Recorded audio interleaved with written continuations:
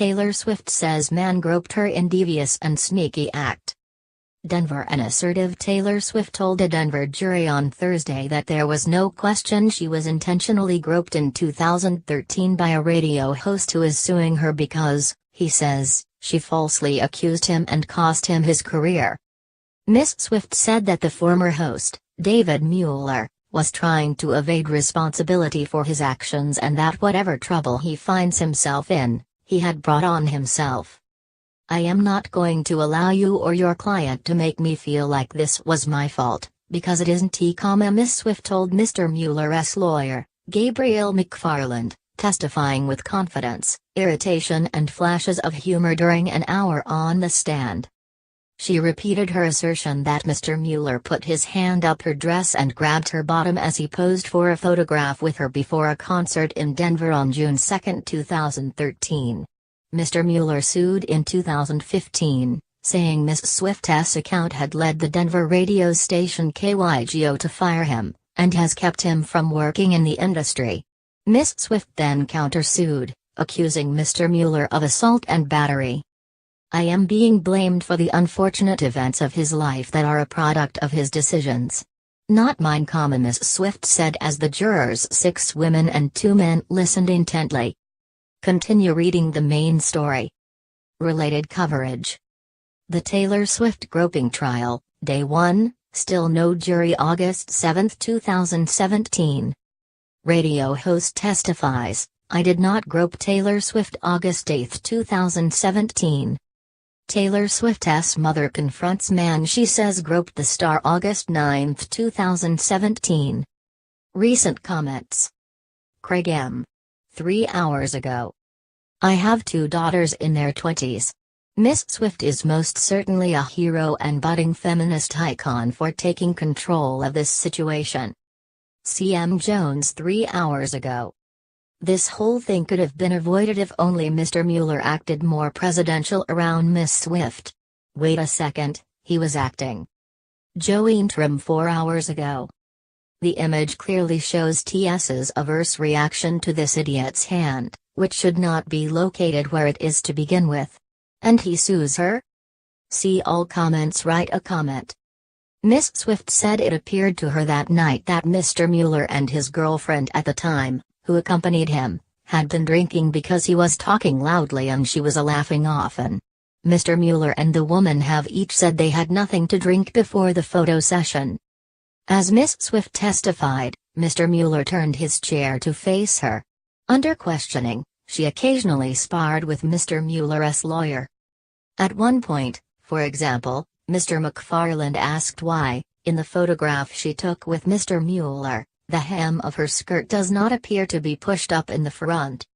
Because my ass is located on the back of my body, Miss Swift said, earning smiles from several jurors. She was firm in her depiction of Mr. Mueller's behavior. He did not touch my ribs, she said, referring to Mr. Mueller's testimony earlier in the week about the possibility he had inadvertently touched Miss Swift. He did not touch my arm.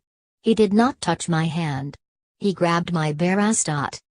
When Mr. McFarland asked whether Mr. Mueller had groped her more than once, she responded, other than grabbing my ass against my will, underneath my skirt, and refusing to let go, he did not otherwise touch me inappropriately. Mr. McFarland turned attention to her behavior, asking why she had not reacted immediately and instead waited until she had greeted others from the line before making her complaint.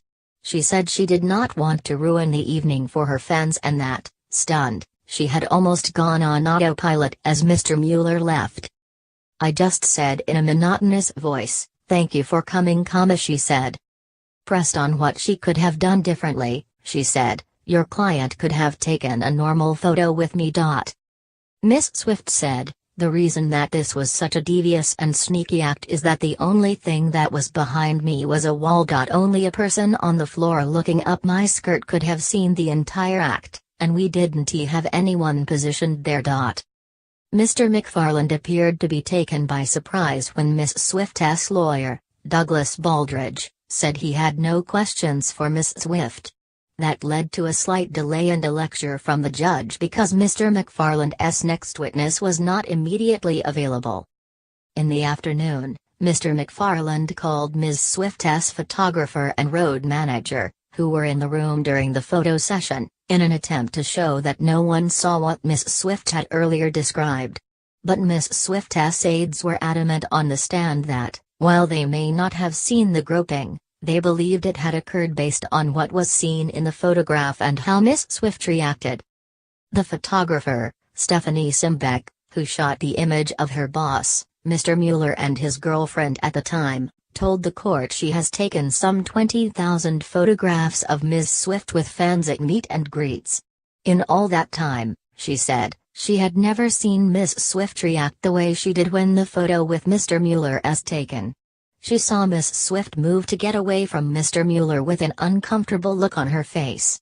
Because of that, when Ms. Swift said she had been groped, Ms. Simbeck thought immediately of him and found the photo to show Ms. Swift, who confirmed he was the man she was talking about. Ms. Swift's mother, Andrea Swift, who testified on Wednesday, was not in court on Thursday because she was not feeling well, Mr. Baldridge told the judge. Andrea Swift had been emotional at times as she spoke on Wednesday about the shock she felt when her daughter told her she had been groped. Andrea Swift went on to describe deciding to make an issue of it to protect her daughter, who was 23 at the time, and other young girls.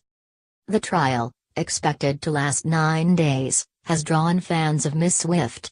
Ed Lee, a 50-year-old graphic artist from Seattle, took time from visiting relatives in Colorado to bring his 10-year-old daughter to a trial he said demonstrates lesson he tries to teach her. "I've had many conversations with her as I walk her to school, Mr. Lee said. I tell her, you're an alpha.